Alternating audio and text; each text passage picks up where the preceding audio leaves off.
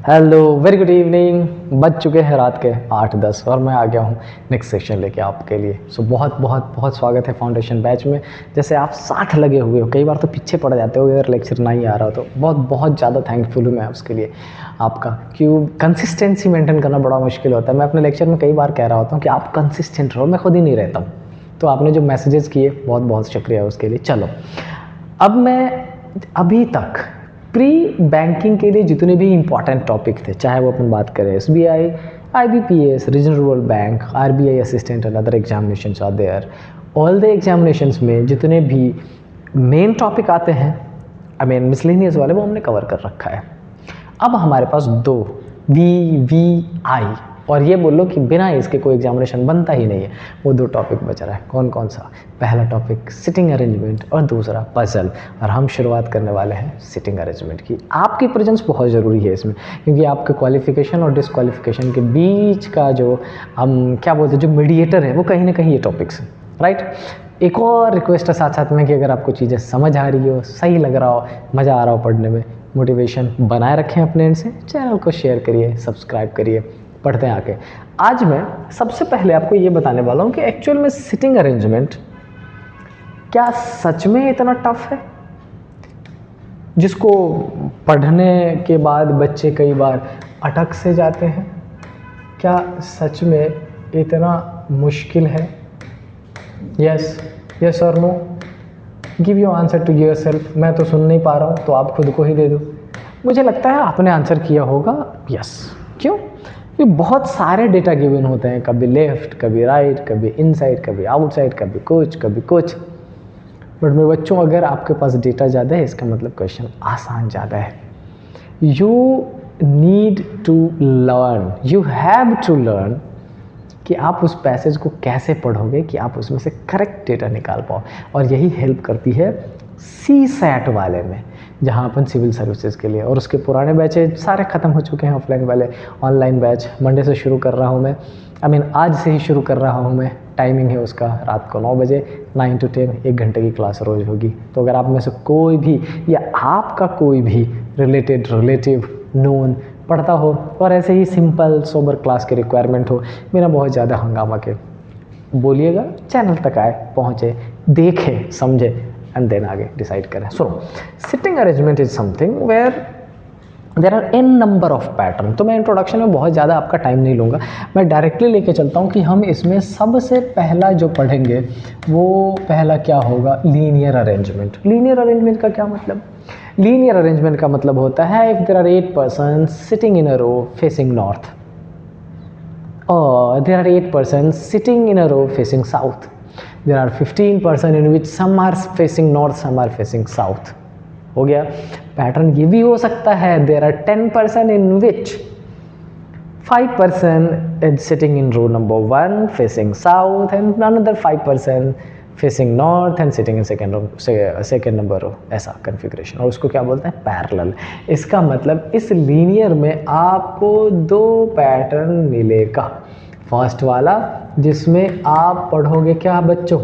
आप पढ़ोगे single row, और जो सेकंड होगा जिसको अपन डबल ना बोल के फिलहाल क्या बोल देते हैं? पैरेलल रो। क्या बहुत ज़्यादा मुश्किल होता है? नहीं। लेकिन अगर ये वाला कन्फिग्रेशन आपका क्लियर हो गया ना, सिंगल रो वाला, पैरेलल आप काफ़ी हद तक कर दोगे। बस एक चीज़ ध्यान रखना पड़ता है, अगर वेरिएबल्स आ गया, 1 वेरिएबल, 2 वेरिएबल, 3 वेरिएबल्स, तो थोड़ी सी दिक्कत होती है बच्चों को। काम करेंगे अपन साथ, इसीलिए काम कर रहे हैं, राइट।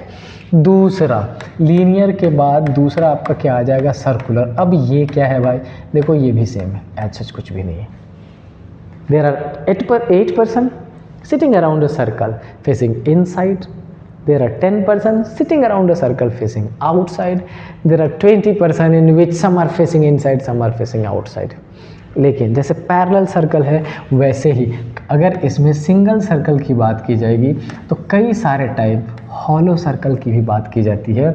कुछ पर्सन्स यहाँ है जो इनसाइड, और कुछ पर्सन यहाँ है जो आउटसाइड। बड़ा इंपॉर्टेंट होता है, मेंस में पूछा गया है, कई बार पूछा गया है, राइट। सो दो पैटर्न आपको यहाँ भी मिलेगा, कई बार इनसाइड और कई बार क्या?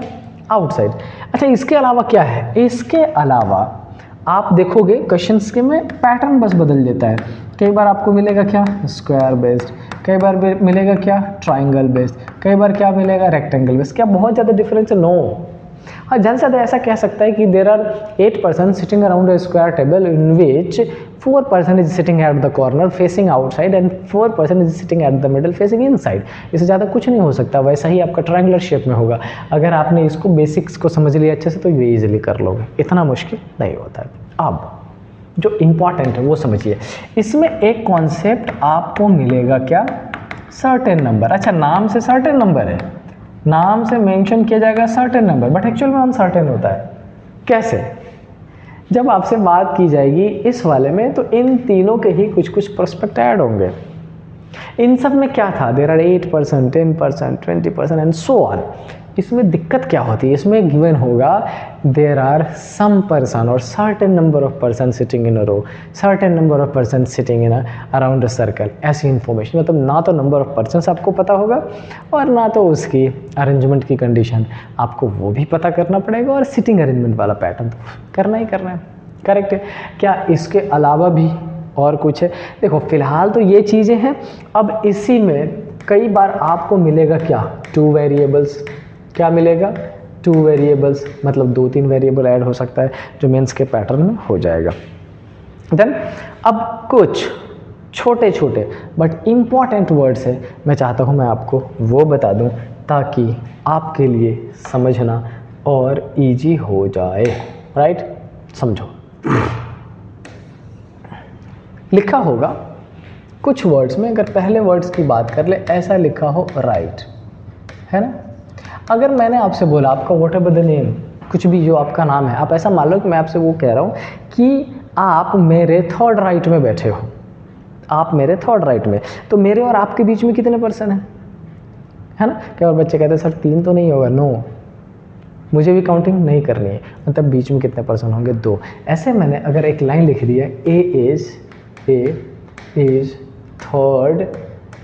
थर्ड क्या, राइट ऑफ बी, तो मैं बेसिकली क्या कह रहा हूँ, इस ऑफ की वजह से बी को मैं मेन पर्सन बता रहा हूँ, इसके थर्ड राइट में किसको पुट कर दिया, ए को। बट मैंने यहाँ पे किया क्या, मैंने इस ए और बी दोनों को डायरेक्शन कौन सा दे रहा हूँ, नॉर्थ। इनके साउथ होता तो बी की पोजीशन अगर साउथ होती तो उसका राइट डिफरेंट डायरेक्शन में हो जाता। क्या ये समझाने की ज़रूरत है? नो, आपको पता है ये सब बहुत सिंपल सा है, कर लोगे, ऑफ कोर्स कर लोगे आप।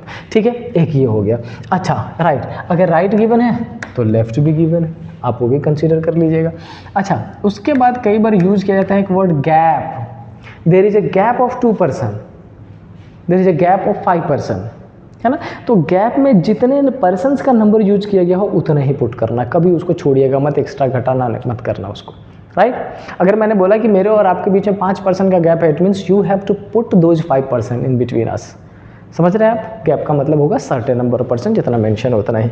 अच्छा, गैप के अलावा कई बार अवे यूज किया जाता है। अवे एग्जैक्टली किसको कंसीडर कर लेना है, राइट को। जैसे मैंने बोला कि आप 3 पर्सन, आप थर्ड पोजीशन पर हो मेरे राइट में, बीच में कितने हो गए, 2। वैसे अगर मैं बोलूँगा कि आपकी दूरी मेरे से तीसरी है तो बीच में 1-2 छोड़ के आप तीसरे पोजीशन पर। Done?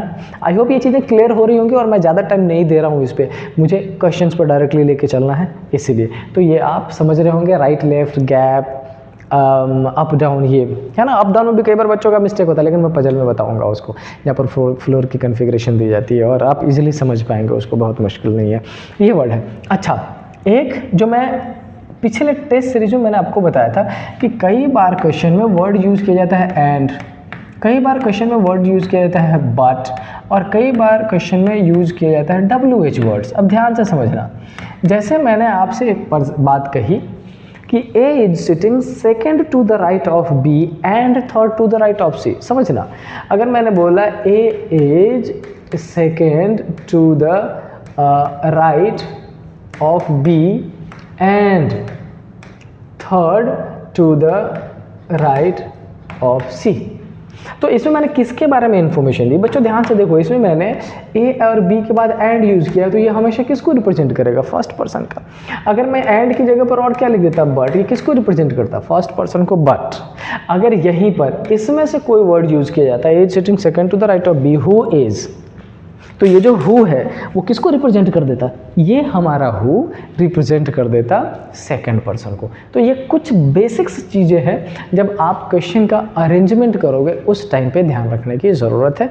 Nothing else is there, right. एक लास्ट चीज़ जो मैं आपको यही बता देता हूँ, डन। सपोज कर लीजिए अगर मैं सर्कल की बात कर रहा हूँ, कई सारे बच्चे इनसाइड आउटसाइड में फंसे रहते हैं। अगर मैंने बोला बेटा इनसाइड मतलब ये, और अगर आप इनसाइड है तो ये राइट हो जाएगा और ये क्या हो जाएगा? लेफ्ट। मतलब इनसाइड में आपका राइट राइट, आपका लेफ्ट लेफ्ट। बट अगर पर्सन आउटसाइड फेस कर रहा है तो एग्जैक्टली अपोजिट, ये वाला जो साइड है ये राइट हो जाएगा और ये साइड क्या हो जाएगा? लेफ्ट। एज नॉर्थ और साउथ में, जैसा नॉर्थ अगर फेस कर रहे हो तो आपका राइट राइट, आपका लेफ्ट लेफ्ट, वैसे अगर साउथ फेस कर रहे होगे तो एग्जैक्टली अपोजिट हो जाएगा। करेक्ट है। तो बेटा मुझे ऐसा लगता है कि इंट्रोडक्शन में सिटिंग अरेंजमेंट में इससे ज़्यादा कुछ बताने की रिक्वायरमेंट नहीं है, लेकिन क्या इतना ही है? तो आंसर नहीं। टॉपिक बहुत बड़ा है, वास्ट है, अच्छा है, नंबर देने वाला है। मैं चाहता हूँ कि जब मैं फर्स्ट क्वेश्चन सॉल्व कर रहा हूँ आपके लिए लीनियर वाला, आप उसको बहुत ध्यान से देखें, क्योंकि कई सारी चीज़ें जब क्वेश्चन का सॉल्यूशन हो रहा होता है तब समझ में आता है। तो पहले मेरी फिर से रिक्वेस्ट है कि आप अपना सॉल्यूशन कर लीजिए, लेकिन मेरे सॉल्यूशन को देखिए ज़रूर। अगर आपका पैटर्न शानदार है, जल्दी कर पा रहे हैं, उसको फॉलो करिए, मुझे देखने की ज़रूरत नहीं है। बट इनकेस ऐसा लगता है कि नहीं यार सर के पैटर्न में थोड़े से चेंजेस अगर करें तो और अच्छा हो सकता है, तो of course come on, you can do this, right. चलिए, हमारे पास एक स्लाइड है जिसमें मैंने लीनियर के कुछ क्वेश्चंस रख रखे हैं, अपन उसको सॉल्व करते हैं। देखिए, इसमें जो पहली इंफॉर्मेशन दी गई है क्या है? 6 person sitting in the linear row facing north. सारे के सारे कहाँ देख रहे हैं? नॉर्थ में। They are using different brand pens. अच्छा, ये तो 2 वेरिएबल है, 1 2 3 4 5 6। कौन कौन सा ब्रांड है? पार्कर है, शेफर है, हीरो है, सेलो है, पेपरक्राफ्ट है एंड हेमन है, ये सारे। अब देखो, परेशान होने की ज़रूरत नहीं है। बच्चों को ऐसा लग रहा है बेसिक क्वेश्चन, मतलब 6 पर्सन होगा, 8 पर्सन होगा, अरेंजमेंट कर देंगे। मैंने वेरिएबल्स ले लिए, आप इसी से शुरू कर लो, ये भी ईजी है। क्या लिखा है इसमें? But not necessarily in the same order, ये तो हमें पता है, बताने की ज़रूरत नहीं है। अच्छा, क्या लिखा है? The one who uses Cello sits third to the left of the one who sits second to the right of U. अब सुनो, एक पर्सन यू, उसके सेकेंड राइट में एक कोई पर्सन, मुझे नहीं पता कौन है, जो भी पोजीशन जगह थोड़ा सा ले लूँ क्या? ले लेते हैं। यू के बाद सेकंड राइट में एक पर्सन, मुझे नहीं पता कौन है। क्या बोला है? एक बार ध्यान से देखिए। The one who sit second to the right of U, U के सेकंड राइट में एक बिठा दिया हम। अब क्या लिखा है? The one who use Cello sits third to the left of the one, इसके थर्ड लेफ्ट में। तो फर्स्ट सेकंड थर्ड ये पर्सन, और ये भाई साहब क्या यूज़ कर रहे हैं? सेलो यूज़ कर रहे हैं, तो ये ले लो, सेलो दे दिया इनको। आपने जो कहा फर्स्ट लाइन थोड़ा अच्छा था ऑफ कोर्स नए बच्चों के लिए, लेकिन अगर आप पुराने बच्चे हो तो मुझे पता है बड़ी आसानी से कर लोगे, है ना। अच्छा, अब क्या कह रहा है? अब कह रहा है only two persons are sitting between U and W. कह रहा है यू और डब्ल्यू के बीच में 2 ही पर्सन है। अच्छा, मुझे एक बात बताओ, कितने कंडीशंस बन सकते हैं? अलग अलग ही बना देता हूँ। यू और डब्ल्यू के बीच में 2। एक तो यू के बाद 1 2 यहाँ पे छोड़ के ये पोजिशन किसको दे रहे? डब्ल्यू को। बट अगर मैं अजम्पशन पे जाऊँ, जो मैं हमेशा बनाता हूँ और आपसे भी बोलता हूँ, assumption is far more important than everything। कभी भी दिमाग में ये ईगो लेके काम नहीं करना कि भाई मैं तो एक ही में सॉल्व कर दूंगा, जो होगा देखा जाएगा। No, if the question demands you to make assumptions, go for that। आसान रहेगा, दिमाग में हौच-पौच नहीं करना पड़ेगा, राइट। क्योंकि ये 1, ये हो गया u 1 2, u और w के बीच में 2 है। ये हमारा कौन सा था? सेलो। नीचे लिख दे रहा हूँ मैं 1 2, और ये किसको दे दिया? w। कितने हो गए? 1 2 3 4 5 6 कंप्लीट। 1 2 3 4 5। एक पर्सन या तो इधर बैठेगा या इधर बैठेगा, जिधर बैठेगा बैठा देंगे। क्लियर इतना? Done. Assumption framing done, yes.